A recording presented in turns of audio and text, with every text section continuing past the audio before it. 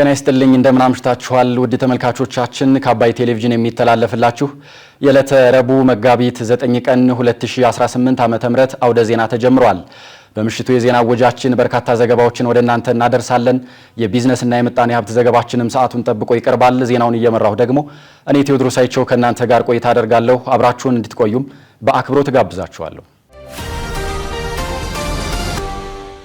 በመጀመሪያው ክፍለ ጊዜ የመረጃ ጥንቅር ሰዓታችን ስናልፍ ደግሞ የኢትዮጵያ እስልምና ጉዳዮች ጠቅላይ ምክር ቤት ለ1447ኛው የኢድ አል-ፈጥር በዓል የእንኳን አደረሳችሁ መልእክት ማስተላለፉን በትግራይ ክልል እንቅፋት እንደገጠመው የገለጸው የብሔራዊ ተሃድሶ ኮሚሽን ለለጋሽ ሀገራት የገንዘብ ድጋፍ ጥሪ ማቅረቡን የትግራይ ወጣቶች ጦርነት በቃን የሚል ድምጽ እያሰሙ ነው ያሉት አቶ ጌታቸው ረዳ በህወሓት ቡድን ላይ በተደራጀ መልኩ ተጽዕኖ መፍጠር ያስፈልጋል ሲሉ መግለጻቸውን የተመላከቱ መረጃዎችን ወደ እናንተ እናደርሳለን። አብራችሁን ቆዩ።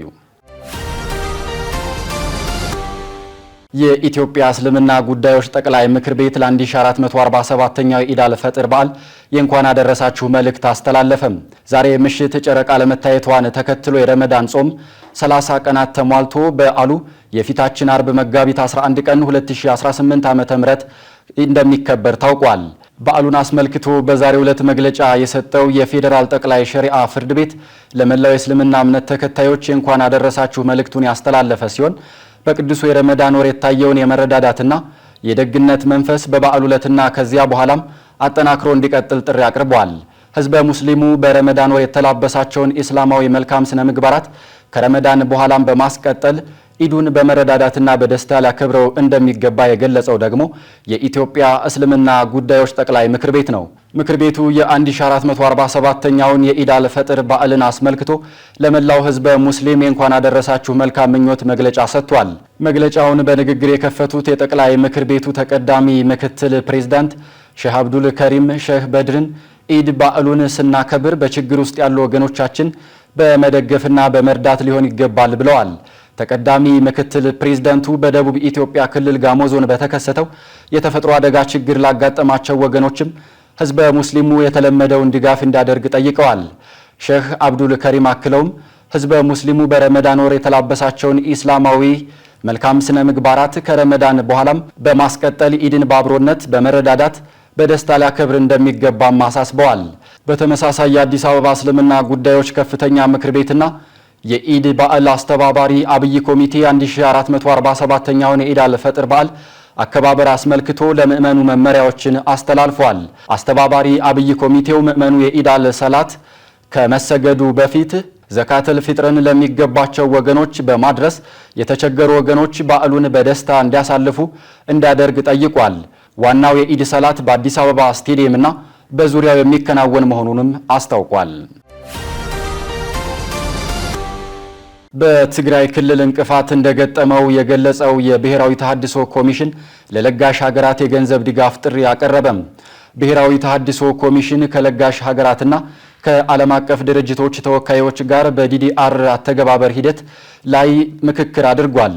የብሔራዊ ተሃድሶ ኮሚሽን ኮሚሽነር አቶ ተመስገን ጥላሁን ኮሚሽኑ እያከናወናቸው ያሉት የዲዲአር ፕሮግራም ስራዎችንም አብራርቷል። ኮሚሽኑ በትግራይ፣ በአፋር፣ በአማራና በኦሮሚያ ክልሎች ከ85400 በላይ የቀድሞ ተዋጊዎችን በፕሮግራሙ ወሳኝ ሂደቶች በማሳተፍ በተሃድሶ ወደ ማህበረሰቡ እንዲቀላቀሉ አድርጓል ብለዋል። የተሃድሶ ተሳታፊዎችን በዘላቂነት መልሶ ለማቋቋም የሚመለከታቸው ባለድርሻ አካላት በዋናነትም ክልሎች ለፕሮግራሙ ስኬት እውን መሆን ከፍተኛ ትኩረት በመስጠት እየሰሩ ነው ተብሏል። በአብዛኛዎቹ ክልሎች ወደ ማህበረሰቡ የተቀላቀሉት የቀድሞ ተዋጊዎችም በተለያዩ የሥራ ዘርፎች ተሰማርተዋል ሲሉ ገልጸዋል። በዲዲአር አተገባበር ሂደት የተገኙት ውጤቶችና እያጋጠሙ ያሉ ተግዳሮቶች ላይ ዝርዝር ማብራሪያ የሰጡት ኮሚሽነር ተመስገን ከተሳታፊዎች ለተነሱ ጥያቄዎችም ማብራሪያና ምላሽ ሰጥተዋል። ኮሚሽኑ በሙሉ አቅሙ በሁሉም ክልሎች ስራውን እያከናወነ በትግራይ ከገጠመው የሰላም ስምምነቱን የሚቃረኑ ጸረ ዲዲአር አሉታዊ የፖለቲካና ጸጥታ ሁኔታዎች በተጨማሪ ፕሮግራሙ የሚጠይቀው ከፍተኛ ገንዘብና ሀብት በበቂ ሁኔታ አለመገኘት እንደሆነበት አንስቷል። እንዲሁም የቅንጅታዊ አሰራር አስፈላጊነት ከፍተኛ በመሆኑ የኢትዮጵያ ወዳጅ ሀገራትና ለጋሽ ድርጅቶች ድጋፋቸውን አጠናክረው እንዲቀጥሉ ኮሚሽኑ ጥሪ አቅርቧል። በምክክሩ ላይ የተሳተፉ ሀገራትና ለጋሽ ድርጅቶች ተወካዮች በበኩላቸው የዲዲአር ፕሮግራም በዚህ ደረጃ ለዓለም አቀፍ መስፈርቶችን ጠብቆ በመከናወኑ ለሀገሪቱ ሰላምና ጸጥታ የሚያበረክተው አስተዋጽኦ ከፍተኛ እንደሆነ ጠቅሰው የተጀመሩትን ድጋፎች በቀጣይም አጠናክረው እንደሚቀጥሉ ገልጸዋል። የትግራይ ወጣቶች ጦርነት በቃን የሚል ድምጽ እያሰሙ ነው ያሉት አቶ ጌታቸው ረዳ በህወሓት ቡድን ላይ በተደራጀ መልኩ ተጽዕኖ መፍጠር ያስፈልጋል ሲሉ ገለጹ። በትግራይ ክልል የሚገኙ ወጣቶች የህወሓትን ቡድን የጦርነት ጉሰማ በቃ በሚል ድምጽ እየተቃወሙ ነው ያሉት የጠቅላይ ሚኒስትሩ የምስራቅ አፍሪካ ጉዳዮች አማካሪ አቶ ጌታቸው ረዳ ገልጸዋል። አቶ ጌታቸው ረዳ አዲስ አበባ የሚኖሩ የትግራይ ወጣቶች ባዘጋጁት የውይይት መድረክ ላይ ተገኝተው ባደረጉት ንግግር ትግራይ ውስጥ ያለው ወጣት አሁንም ጦርነት በቃን የሚል ድምጹን እያሰማ በመሆኑ ጦርነት የሚሰብከውን ቡድን ሰላም በሚል ቃል ልናሸንፈው ይገባል ብለዋል። አማካሪ ሚኒስትሩ ባለፉት 30 ዓመታት ጦርነትን በመሸሽ የተጀመረው ስደት ወጣቶች ሀገራቸውን ጥለው እንዲሄዱ ማድረጉን አስታውሰው አሁን ባለው ሁኔታም በትግራይ ውስጥ ያሉ ወጣቶች ተሰደው ለማለቅ 3 ዓመታት እንኳን የሚፈጅባቸው እንደማይመስል በመግለጽ የሁኔታውን አሳሳቢነት አብራርተዋል። ውይይት መፍትሄ ማስገኛ ዘዴ ቢሆንም ወደ ተግባር ካልተቀየረ ልምድ ሆኖ እንደሚቀር የጠቆሙት አቶ ጌታቸው ረዳ የተደራጁ ሐሳቦችን ተግባራዊ በማድረግ በጦርነት ቀስቃሾች ላይ ተጽዕኖ መፍጠር እንደሚገባም አሳስበዋል። አቶ ጌታቸው ረዳ በውይይቱ ላይ የተሳተፉት ማንኛውንም ፓርቲ ወይም አደረጃጀትን ወክለው ሳይሆን ትግራይን በማዳን ሂደቱ የሁሉም ድርሻ አስፈላጊ መሆኑን ስለሚያምኑ እንደሆነም በመድረኩ ተናግረዋል። ጦርነትን አንፈልግም የሚለው የወጣቶቹ ድምጽ በመቀሌ ሆኖ ጦርነት የሚሰብከውን የህወሓትን ቡድን ሊያስደነግጠው ይችላል ሲሉ የገለጹት አማካሪ ሚኒስትሩ ወጣቱ ድምጹን ይበልጥ በማሰማትና ለሰላም መደራጀት እንዳለበት አስገንዝበዋል። የህወሓትና የሻዕቢያ ቡድን የሚያደርጉትን ዝግጅት የትግራይና የኤርትራ ህዝቦች አይደግፉትም ሲሉ የገለጹት ደግሞ በመድረኩ ላይ የተገኙት ብርጋዴር ጀነራል ጉዕሽ ገብሩ ናቸው። የህወሓት ቡድንን ተቃውመው ወደ አዲስ አበባ የመጡ ብርጋዴር ጀነራል ጉዕሽ ገብረ ትግራይን የገጠሟት ችግሮች በርካታ በመሆናቸው ችግሮቹን ለይቶ መፍትሄ መስጠት ያስፈልጋል ብለዋል። የተወደዳችሁ ተመልካቾቻችን እየተከታተላችሁ ያላችሁት ከአባይ ቴሌቪዥን ያውደ ዜና የመረጃ ሰዓታችን አሁንም ቀጥሏል።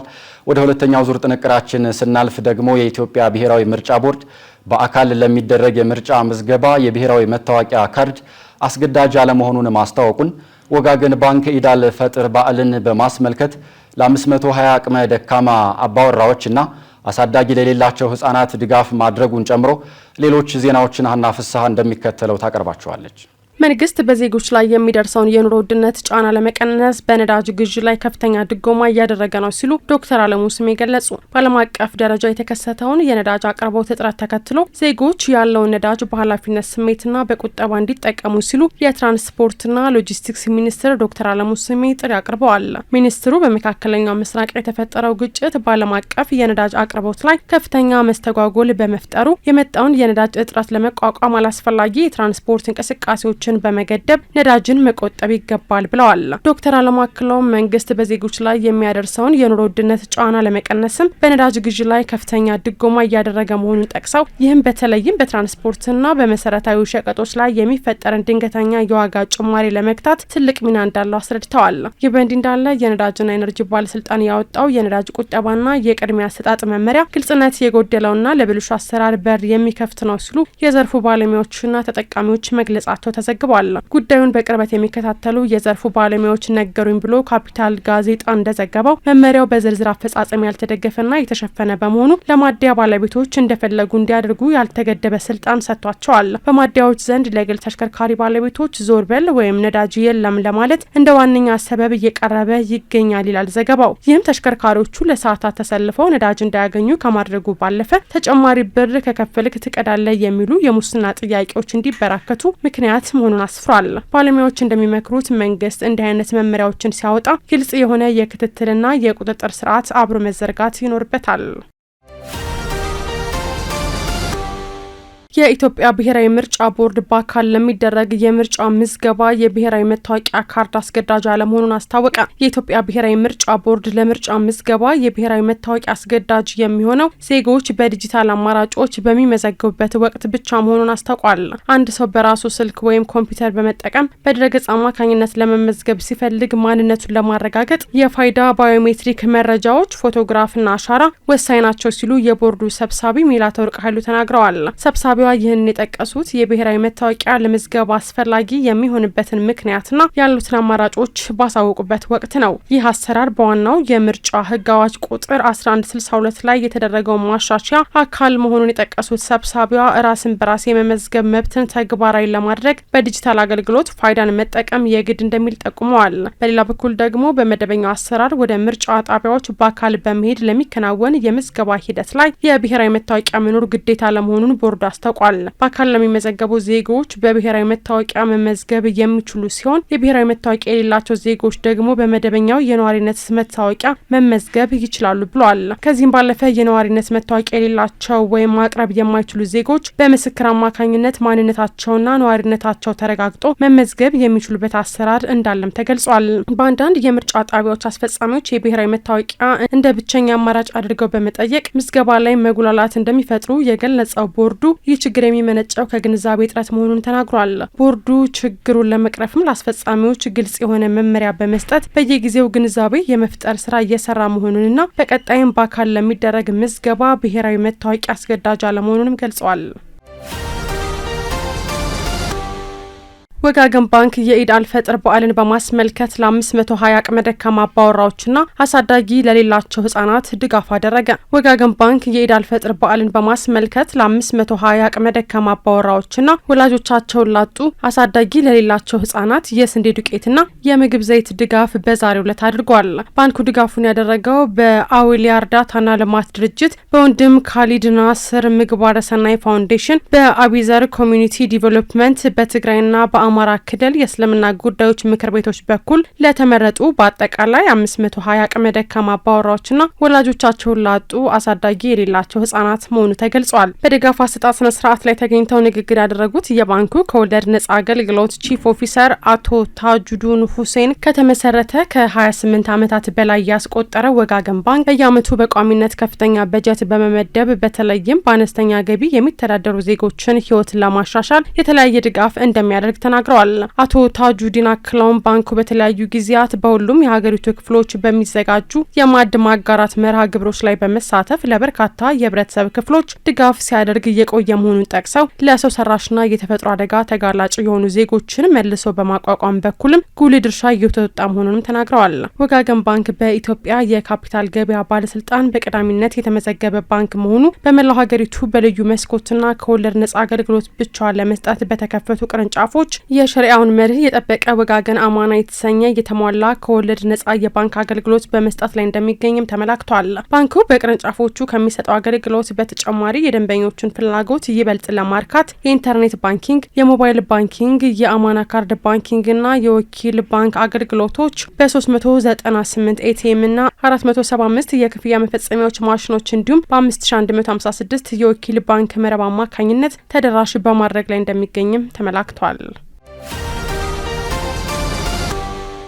በዝርዝር ወደ ያዝነው መረጃ ስናልፍ ደግሞ እስራኤል የኢራንን የደህንነት ሚኒስትር መግደሏን ስትገልጽ፣ ኢራን በበኩሏ በእስራኤል ላይ በወሰደችው የአጸፋ ምላሽ ከ100 በላይ ኢላማዎች ላይ ጥቃት ፈጽማለች ተብሏል። የእስራኤል መከላከያ ሚኒስትር የኢራንን የደህንነት ሚኒስትር መግደሉን ሲገልጽ፣ ኢራን በበኩሏ በእስራኤል ላይ በወሰደችው አጸፋዊ ምላሽ በቴልአቪቭ ከ100 በላይ ኢላማዎች ላይ ጥቃት መፈጸሟን አስታውቃለች። ዝርዝሩን ዘነበ ህሉፍ እንደሚከተለው ያቀርበዋል። እስራኤል የኢራንን የደህንነት ሚኒስትር መግደሏን ስትገልጽ ኢራን በበኩሏ በእስራኤል ላይ በወሰደችው የአጸፋ ምላሽ ከ100 በላይ ኢላማዎች ላይ ጥቃት መፈጸሟን ገለጸች። የእስራኤል መከላከያ ሚኒስቴር የኢራን የደህንነት ሚኒስቴር መግደሉን ሲገልጽ ኢራን በበኩሏ በእስራኤል ላይ በወሰደችው የአጸፋ ምላሽ በቴል አቪቭ ከ100 በላይ ኢላማዎች ላይ ጥቃት መፈጸሟን አስታውቃለች። የእስራኤል የመከላከያ ሚኒስቴር እስራኤል ካትስ የኢራኑን የደህንነት ሚኒስቴር እስማኤል ሃቲ መግደላቸውን ዛሬ መጋቢት 9 2018 በሰጡት መግለጫ ጠቁመው ትናንት ሌሊት የኢራን ደህንነት ሚኒስትር ሃቲብ ተወግደዋል ብለዋል። ኢራን በበኩሏ ተገድለዋል ስለተባሉት ሚኒስትሯ ይህ ዘገባ እስከተጠናቀረበት ሰዓት ድረስ ያለችው ነገር የለም የተባለ ሲሆን እስማኤል ሃቲብ የኢራን የደህንነት ሚኒስትር ሆነው የተሾሙት በቀድሞው የአገሪቱ ፕሬዝዳንት ኢብራሂም ራኢሲ ከ5 ዓመት በፊት እንደነበር ይታወሳል። የደህንነት ሚኒስትሩ ከጠቅላይ መሪ አያቶላ አሊ ካሚኒና ከሌሎችም የኢራን ከፍተኛ መሪዎች ጋር እስላማዊ ሕግን ያጠኑ ሲሆን ቀደም ሲል በደህንነት መስሪያ ቤት ውስጥ እንዲሁም በጠቅላይ መሪው ጽህፈት ቤት ውስጥ በከፍተኛ ኃላፊነት ሰርተዋል። እስራኤል ከትናንት በስቲያ ሰኞ ሌሊት መጋቢት 7 ቀን 2018 ዓ.ም በኢራን ላይ በፈጸመችው ጥቃት የኢራን ብሔራዊ ደህንነት ጠቅላይ ምክር ቤት ዋና ጸሐፊ አሊ ላርጃኒ መገደላቸውን የእስራኤል የመከላከያ ሚኒስትር እስራኤል ካትዝ መግለጻቸውን መዘገባችን ይታወሳል። ይህ በእንዲህ እንዳለ እስራኤል ሌሊቱን በቤይሩት በፈጸመችው ጥቃት የሂዝቦላን ጦር በገንዘብ የሚደግፈው የአል ቋረድ አል ሐሳን ንብረቶችን ኢላማ ማድረጓን አስታውቃለች። እስራኤል በቤይሩት በፈጸመችው ጥቃት ቢያንስ 10 ሰዎች መገደላቸውንና ሌሎች 27 ሰዎች መጎዳታቸውን የሊባኖስ ጤና ሚኒስቴር አስታውቋል። እስራኤል የሂዝቦላ የፋይናንስ ክንፍ ነው ካለችው አል ቋረድ አል ሐሳን በተጨማሪ በደቡባዊ ሊባኖስ የሚገኝ የማዘዣ ጣቢያ መደብደቧንም ገልጻለች። በሌላ በኩል ደግሞ ኢራን በእስራኤል ላይ በወሰደችው የአጸፋ ምላሽ በቴል አቪቭ ከ100 በላይ ኢላማዎች ላይ ጥቃት ፈጽማለች ተብሏል። የኢራን አብዮታዊ ዘብ እንዳስታወቀው ጥቃቱ በትናንትናው ዕለት በእስራኤል ጥቃት ከተገደሉት ራስ ገዝ የደህንነት መሪ አሊ ላርጃኒ የተሰጠ አጸፋ ነው። በአጸፋ ጥቃቱ ኮሮማሻር 4 ቃድር ኤማድና ኬባር ሼካን ሚሳኤሎች ጥቅም ላይ መዋላቸውም ተገልጿል። አብዮታዊ ዘቡ ከቴል አቪቭ በተጨማሪ በሃይፋ ወደብ በኢየሩሳሌምና ቤርሳቤ ከተሞች በሚገኙ ወታደራዊ ኢላማዎች ላይ ጥቃት መፈጸሙንም አስታውቋል። በትናንት ምሽቱ ጥቃት ብቻ 192 ሰዎች ሲጎዱ 11 ሰዎች በአሳሳቢ ሁኔታ ላይ እንደሚገኙ የእስራኤል ጤና ሚኒስቴር ማረጋገጡ ተዘግቧል። አሜሪካና እስራኤል በኢራን ላይ ጦርነት ከጀመሩ በኋላ በአጸፋው ኢራን የተለያዩ ኢላማዎችን በሚሳኤሎችና በድሮኖች እየመታች ነው የተባለ ሲሆን ከነዚህ መካከል በመካከለኛው ምስራቅ ውስጥ የሚገኙ የአሜሪካ ጦር ሰፈሮችና ሌሎች ተቋማት ጥቃት ተፈጽሞባቸዋል። የአባይ ቴሌቪዥን የምሽት ዘገባዎች እንደቀጠሉ ናቸው። ውድ ተመልካቾቻችን አሁን ደግሞ የቢዝነስና የምጣኔ ሀብት ጉዳዮች ወደ እናንተ የሚደርሱበት ሰዓት ላይ ደርሰናል። መረጃዎቹን ደግሞ ዘሩፋኤል ሀብታሙ ያቀርባቸዋል። በድጋሜ አብራችሁን ቆዩ። ኢትዮጵያና ጣሊያን የዕዳ ሽግሽግ ስምምነት መፈረማቸውን የገንዘብ ሚኒስትር ገለጸ። ኢትዮጵያና ጣሊያን ስልታዊ የልማት አጋርነታቸውን የሚያጠናክርና የኢትዮጵያን የማክሮ ኢኮኖሚ ማሻሻያ መርሃ ግብር የሚደግፍ የዕዳ ሽግሽግ ስምምነት ማድረጋቸውን የገንዘብ ሚኒስትር አስታውቋል። ስምምነቱን የገንዘብ ሚኒስትር አህመድ ሽዴና የጣሊያን የኢኮኖሚና ፋይናንስ ሚኒስትር ጂያን ካርሎ ጆርጊቲ መፈረማቸው ተመላክቷል። የዕዳ ሽግሽግ ስምምነቱ የሁለቱ ሀገራትን ስትራቴጂካዊ የልማት አጋርነት ይበልጥ የሚያጠናክርና የኢትዮጵያን የማክሮ ኢኮኖሚ ማሻሻያ የሚደግፍ እንደሆነ ተገልጿል። የተፈረመው የሁለትዮሽ የዕዳ ሽግሽግ ስምምነት በቡድን 20 ሀገራት የጋራ ማዕቀፍ ስር ይፋዊ አበዳሪዎች ኮሚቴ በሚመራው ሂደት መሰረት የተከናወነ መሆኑ ተጠቁሟል። አቶ አህመድ ሽዴ በዚህ ወቅት የዕዳ ሽግሽግ ስምምነቱ ላይ ለመድረስና የሁለትዮሽ ስምምነቱ በተሳካ ሁኔታ ለመጨረስ ጣሊያን ለተጫወተችው ገንቢ ተሳትፎና አመራር አድናቆታቸውን ገልጸዋል። የጣሊያን የኢኮኖሚ ፋይናንስ ሚኒስትር ጂያን ካርሎ ጆርጊቲ በበኩላቸው ስምምነቱ ከኢትዮጵያ የማክሮ ኢኮኖሚ ማሻሻያ ቅድሚያ ከሚሰጥባቸው ጉዳዮች ጋር የተጣጣመ መሆኑን ተናግረዋል። ኢትዮጵያ ቁልፍ አጋር የሆነችበትን የጣሊያን ማቲ ፕላን ለአፍሪካ አስተዋጽኦ እንዳለው ማመልከታቸውን የሚኒስትሩ መረጃ ያመላክታል። መንግስት ኢንዱስትሪ ፓርኮችን ለማልማት ባለፉት 10 ዓመታት $1.5 ቢሊዮን ኢንቨስት ማድረጉ ተገለጸ። የኢንዱስትሪ ፓርኮች ልማት ኮርፖሬሽን መንግስት ባለፉት 10 ዓመታት የኢንዱስትሪ ፓርኮችን ለማልማትና መሰረተ ልማቶችን ለማሟላት $1.5 ቢሊዮን ኢንቨስት ማድረጉን አስታውቋል። የኮርፖሬሽኑ ምክትል ስራ አስፈጻሚ አቶ ፍጹም ከተማ መንግስት ለኢንዱስትሪ ፓርኮች ግንባታና ለመሰረተ ልማት ዝርጋታ ከፍተኛ ትኩረት በመስጠት ሰፊ መዋዕለ ንዋይ መድቧል ብለዋል። በአሁኑ ወቅት ኮርፖሬሽኑ የሚያስተዳድራቸው 14 ልዩ የኢኮኖሚ ዞኖችና ኢንዱስትሪ ፓርኮች መኖራቸውን ጠቅሰው በእነዚህም ፓርኮች ውስጥ ከ250 በላይ የሀገር ውስጥና የውጭ ባለሀብቶች በስራ ላይ እንደሚገኙም ገልጸዋል። በልዩ የኢኮኖሚ ዞኖችና በኢንዱስትሪ ፓርኮች ውስጥ ከሚንቀሳቀሱ ባለሀብቶች መካከል ከ60 በመቶ በላይ የሚሆኑት የሀገር ውስጥ ባለሀብቶች መሆናቸውን አቶ ፍጹም አመላክተዋል።